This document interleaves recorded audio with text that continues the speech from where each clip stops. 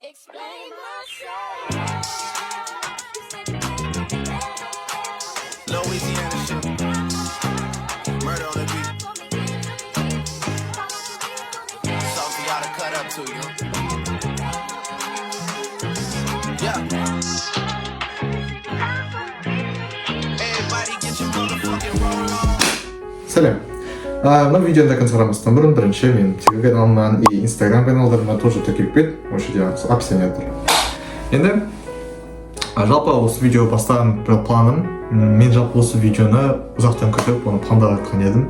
Қалай жасасам болады, күштеп жасағым келді барынша. Шыны керек, көп нәрсе өзгерді осы уақыттың ішінде. Солардың іштерінде ең өзгерген нәрсе ожидание реальности болды. Бүгін қазір осы видеода мен сіздерге ожидание реальности, то есть қалай заттарым өзгергенін и қалай не қосылғанын айтып беремін. Осы видеоға кірген адам, возможно, 3 случай бар.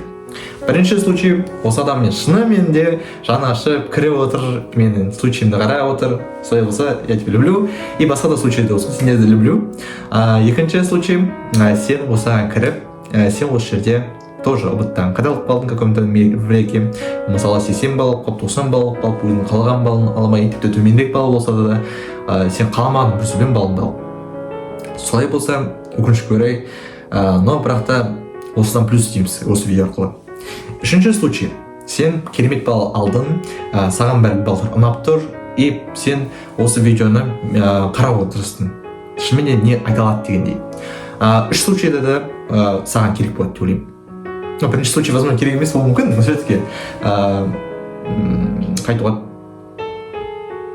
Но все равно рахмет. Ладно. Самыстан бұрын, мен сендерге бір нәрсе айтқым келші. Мен 105 алдым, планда 120 болды. Я түсінемін, что слишком, возможно, завышенный план болған шығар кейбір кездерде, но бірақ та все-таки 120 болды. 115 плюс как минимум. И сол кезде балым көргенде мен сәл настроение түсіп қалған еді, өзімді жаман сезім қалуы мүмкін еді. Сіздер возможно сол сезім сезген шығарсыңдар сол бүгін алдында қаңтарда. Бірақ та уақыт өте келе, то есть уақыт өте келген келесі күн дейін, келесі күні, тіпті үйге келген күнінен бастап, мен уже түсіндім, что это нормальный балл екенін. Мына жерде математика сауаттылық 4, сондай алып қалдым. Ол телеграм туралы айтқан едім, телеграм канал толық мен қандай заттар түскен. Мұнда планда жоқ, бір сөзбен қандай сұрақтар келді дегендей, маған қандай сұрақтардан қадалдым, қаңтарда қандай сливтер келіп жатыр деген сұрақтар планда жоқ, и осындай уақытта уже келмей жатыр дегендей. Қаңтар уже бітті ғой почти дегендей. Но бірақ та осы видеода мен сіздерге қаңтардан қадалайын деп жатсың ба? Қадалсам деп жатсың. Қадал кетті ол. Жақсы, сен қаңтарға кірейін деп жатсың да. Осы қаңтарға кірердің алдында өзіме ойлан. Мен қанша балл алып кет? Мен қанша балл алуды пландамын? Но бірақ та осы базада есіне түсті ғой, бірақ та қадалсам, ничего страшного. Бұл просто пробный. Сөйтіп кірсең керемет болады еді. Енді айтарым. Көбісі мені ойлайды да, что мен жақсы балл алып жүрмін, мен ұбыттан бұрыннан бері дайындалып жүрмін, мен возможно каком-то времени ақылдымын, и сондай болуы мүмкін, да? Сондай болуы айтып қалсам да. Но бірақ та шыны керек, есіме түссек, менің жас кезімді жақсы. Олай емес еді қатты. Жас кезім дегенде шлей жас кезім бес енді. Бірақ та есе түсірсек, менің бір сөзбен жастық шағымды қарт адам ұқсап айттым да. Ладно. Мен сәл төмен класстарда, то есть мен төмен класстарда дегенде ол 5-6 сыныптар, мен өте нашар оқығанмын. То есть мен бірінші сыныптан бастап мен төмен балл алып жүрдім. То есть мен 3-ке оқыдым, 2-ке оқыған кездерде болды, ойланып көріңдер. И даже тесттерде де бізде 5-ші класста бізде тест болды. Үлкен бір тест болды, оны білмеймін, андай мектепте оны қатты уайымдаған еді, балалардың төмен алып қалғанын қатты тарап жүрген. И мен сол ойланып көріңдерші, мектеп бойынша, аудан бойынша мен ең соңғы орында тұрдым. Ойлаңдар, қаншалықты мен білім деңгейім сол жерде төмен болған. Бірақ та ол, конечно, білім деңгейім көрсеткіш емес болар, каком-то веке, өйткені мен сол кезде орыс болдым. То есть мен қазақша толықтай түсінбедім, сөйлеген нәрселерді мен ұқпадым, қазақша айтсам мен чисто орысша түсінетін. И қазір қарап отырмын ғой, бұл каком-то веке ұят шығар, но все-таки қазір өсе келе мен өзім құлшынысым болды қазақ тілін үйрену дегендей, маған өзім ұят болды ол, андай намыс оянды ше, өйткені біреулер айтып жатады пәндені, мен оны түсініп өтпеймін. Ол бір түрлі сезім болған еді, жаман. И каком-то веке мен тұйық тұйық бала болдым соның кесірінен. И қазір оны қазақ тілін ашылғаннан кейін, бір сөзбен қазақ тілін үйренгеннен кейін мен ашылдым. Иә. Енді айтсақ, сол 6 класс, 7 класстарда мен мамам күшті повлиять етті. То есть мотивация ретінде 7 класста маған скутер аласың, 5-ке до конца осы четвертті бітірсең деп. Өзім сөйтіп жатқанда мен өзім айтқан едім оны. И жалпы мамам айтқан жоқ, өзім айттым, иә. И сол кезде мен мамам такой, ну давай дейді. Ну давай деген қалай айтты да. Ладно. Сөйтіп айтады.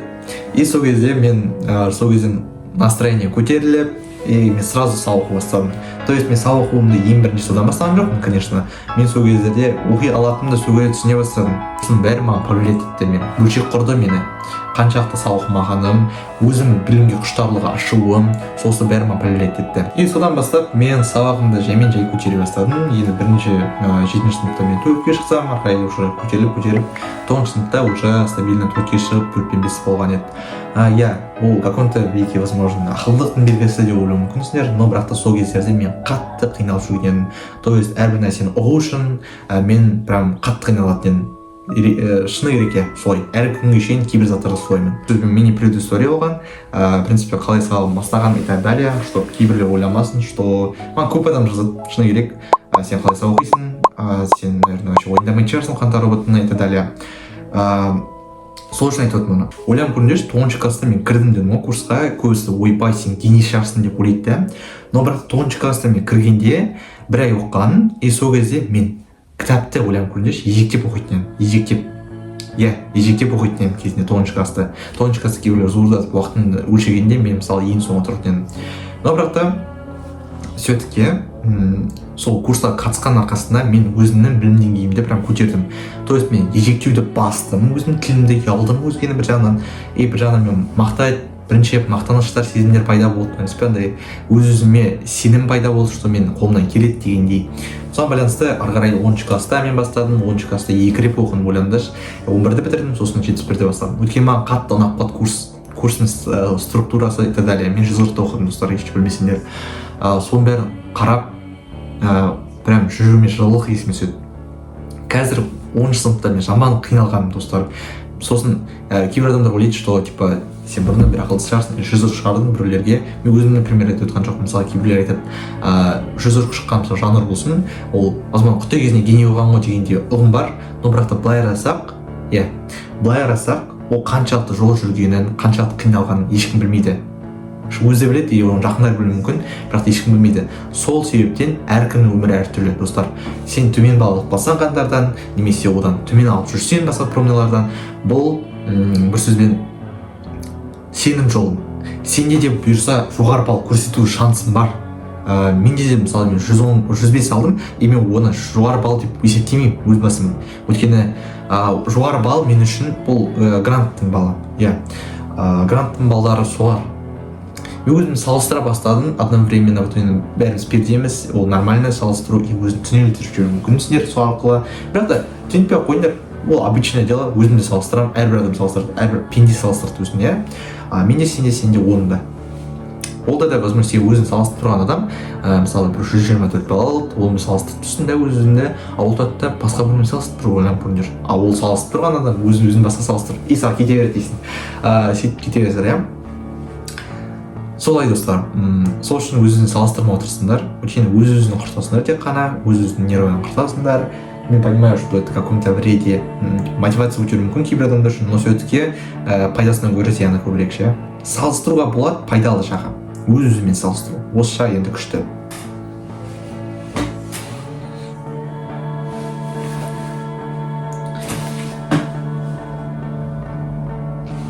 Мен данный момент сендерге бір нәрсе көрсетемін. Артысында айтамын, достар. Не істеп өттім мен? Ладно, мен сендерге бір зат көрсетім көптер, қатты өткені бұл менің планым. Естерінде мен осындай видео жасаған едім, кружок ретінде немесе видео жасаған едім, осыны жасап отқан жерінен. Иә, осы кезге дейін келдік уже, осыны қарап, мен мынаны жырдам деп, алам деп, мынаны жыртып алмай что не займе, қатты қарамай қойыңдар. Кажется, новый план жазамын. Өйткені қатталдырып қоямын, ана картон сияқтылар. И жалпы қазір оны көріп отырмын осы планымды, мен ешкім айтпаймын осы планымды уже. И осы жерде қарап отырсам, менің оқу планымды айтсам, қарап шықсам, в принципе, мен 80 немесе 70, ары кетсе 60 процентке осы заттарымды бар, жасаған заттардың бәрін жасадым. То есть, мысалы айтсақ, мысалы 7-ші класстың кітабын толықтай бітіру, оны 80%-ға мысалы бітірсем, или же тағы бір істесем, оларды былай бітірдім. Не могу сказать на 100% и так далее. Но осы да 20 балл алу қамтардым. Ол енді 105 алып қалдым в каком-то роде. Ничего страшного. Мен особо қатты түнеліп жатқан жоқпын үшін. Я уже понял, я уже понял, что бір сөзбен мен одан түнеліп, осылай отып қалсам, наоборот, не пайда ол маған. Зачем это нужно түнеліп, уақыт созып? Ешкімге не нужно же, достар. Поэтому осы арқылы сендерге айтқым келетін, түнелмеңдер, достар, уақытты созып жүресіңдер орында. Одан да осындай пландар құруға, өзінің өмірін өзгертуге тырысыңдар. Иә. Енді как көріп отырмын ғой шынымен де, и мына жерде максималды, то есть 100%-ке даже асыра орындалған заттарым бар. Оның ішінде менің хоббим. То есть қаңтар кезінде менің жүрегімді жылытқан зат бұл менің хобби. То есть сіздер, достар, осы каналды жүргізгеннен бері мен өзімді жақсырақ сезініп жүрмін. Шыны керек, осы каналды жүргізу арқылы өзімді кейбір жерде депрессниктен немесе қатты қиыншылықтардан құтқарып қалады, шыны. И мен қарап отырмын ғой, мен бір айдың ішінде ютубыма 200 подписчик қостым. Но бірақ та план бойынша 100-ге жеткізу болған еді. Керемет ойлап көрдім. Телеграмда просто жүргізе бастаған едім, оның ішіне заттар салып, өзінің өмірін салып. Енді көріп отырмын, сол жерде көп саясаттар өзгерді. Мысалы айтсақ, ол адамдарға пайдалы болдырдым. Марафон жүргізе бастадым. Достар, ойлап көріңдерші, ноябрьде мен марафон жүргіздім, органикадан. Сол марафон арқасы адамдар көптеген пайда тигіздім. И мен көрдім, что мен өмірге бірасқа біреулерге адамдарға пайда тигізе аламын. 10 видео түсіру, мен 20 видео түсіріп тайтынмын. Оның плюс эфирлер айтып отырғанмын. Мысалы ретінде айтып достар.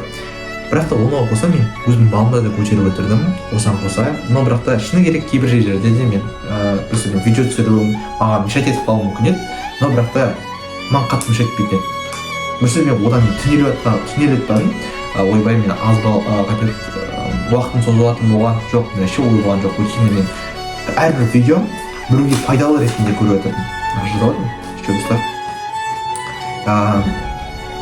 Солай. И осы жерде мен айта кететін, мен бұйырса қайтып оралайын деп отырмын марафонға. То есть марафонды бұрында жүрген едім, 40 күн, 50 күн солай жүргізген едім. Сол кезде мен жалпы тек қана базалар жасайтын едім, и көбінесе ұнайтын сол PDF-тер. Соған сіздерге ризамын, достар. Енді ол PDF-терді мен удалитсам, жаңа PDF-тер жасадым. То есть мына жерде чисто несуға теория, реакциялар жаңағы, ана жерде керек, сен естідің бе дегендей кітаптың бұрыштарына тұрып, соларында тоғыз жүрдім. И ұбытта олда да кетті, достар. Солардың бәрін қосып, үлкен база жасап, теориялық жұмыс жасап, теориямен жұмыс пен қатемен жұмыс жасадым. Достар, ойлаңдар, қаншалықты көп еңбекте. И менің командама рахмет айтамын. Үлкен алғыс. Ана жерде мен команда дизайнер, арнайы дизайнер бар. Дарина, рахмет саған. Маржан, маған қасында жүретін біздің телеграмымыздың дисциплина кураторы, саған үлкен алғыстарымыз бар. 2 адамға мен командам, көптеген адамдар болды. Одан да адамдар шыққан адамдар болды. Соларға да мен каналыма кірген адамдарға, бұндай командама кірген адамдар ары қарай шықса да маған үлкен повлиять етті. Менің командамен қалай жұмыс істеу керек екенін, соған сіздерге ризашылығым бар. Енді жаңа сол марафоным, сол командамен жасаудың, достар, ойлаңдар, қаншақты еңбек, қаншақты ана жерде новый осындай материалдар салатын, осылардың бәрін мен қойып бітірген бере алмайды деп ойлаймын. Осындай еңбектерді көріп тұрып, мен осыны ақылай марафон жүргізген едім. Марафонның құны 1000 теңге болады. И бірінші тіркелген адамдарға мен плюс еще квиз по биологии беремін. 7-ші, 8-ші, 9-ші сыныптардың. Даже 11 мен 10-ларды беру мүмкінмін. Оның бәрін жіберемін. Бұйырса асап жатырмын онда да. Сендерге бәрі тиеді деп ойлаймын, пайдасы. И ол закрытый канал болады. То есть банағыдай сол 7 ойындық марафон просто өзім каналымды ашып тастаймын. Оны адамдар шақырып, өз арнайы мысалы допустим арнайы адамдар алғаннан кейін маған жазып, мен соларға арнайы канал қосамын. То есть біздің канал дегенде группа қосамын. Ол группа бізде қалып тұрады, базалар бәрі тұрады. Күн сайын базар жіберіп тұрады. Мен сендермен бірге ойланып көріңдерші, қоса дайындаламын. Менде тоже школьникпін, ол бұлайырсам бізде де қаңтар өтіп жатыр. И оған да мен академика дайындалу керек деген ой бар. Сендермен бірге эфир өткізеді, арнайы эфирлер бізде күн сайын күн сайын сіздермен бірге оқып отырсам, кешке қарай түнге қарай уақыттарда жазған уақыттарым тоже болар жерде, уайымдамаңдар. Сол кездерде 7 күн ішінде толықтай органиканы қайтарып шығамыз. Иә, теория қосып. Солай достар, сіздерге осы бәрі ұнайды деп ойлаймын. Ұнап жатса, төменде бізде описаниядан басқа қарап жүріңіздер. Толықтай ақпарат сол жерде. Телеграмға кіріп, ары қарай сол жерден кететін жолдар бар. Сол достар, айтқым келген осы, сіздерге қатты көмек береді деп ойлаймын. Осы айтқан нәрселерім ұнап жатса, бір лайк пен подписка жасап, Телеграм мен Инстаграмда да кірсеңдер керемет болатын еді. Өйткені ол жолында алда уақыттарда үлкен пландар бар. Сіздермен команда болып жұмыс істесек, маған үлкен қуаныш берілетін еді. Алда уақытта пландар көп. И қазір қаңтарда артта қалды достар, енді біз наурызда дайындаламыз.